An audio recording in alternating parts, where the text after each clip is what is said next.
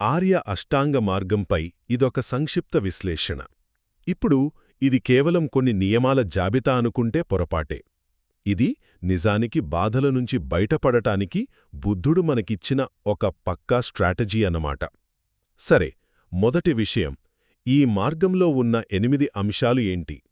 బుద్ధుడు భిక్షువులకు చెప్పినట్టుగా అవి సమ్మదిఠి అంటే సరైన దృష్టి, సమ్మ సంకప్పో సరైన సంకల్పం, సమ్మ వాచ సరైన మాట, సమ్మ కమ్మంతో సరైన చర్య, సమ్మ ఆజీవో సరైన జీవనోపాధి, సమ్మ వాయామో సరైన ప్రయత్నం, సమ్మ సతి సరైన స్మృతి, ఇంక చివరిగా సమ్మ సమాధి అంటే సరైన ఏకాగ్రత.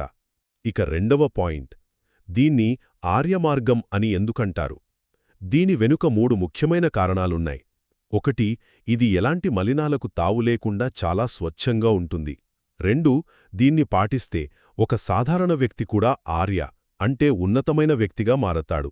ఇక మూడవది, దీన్ని ఆచరించిన వాళ్లకు దొరికే ఫలితం కూడా అంతే ఉన్నతంగా ఉంటుంది. ఇక చివరిగా ఓ అద్భుతమైన పోలిక ఉంది గాలితో.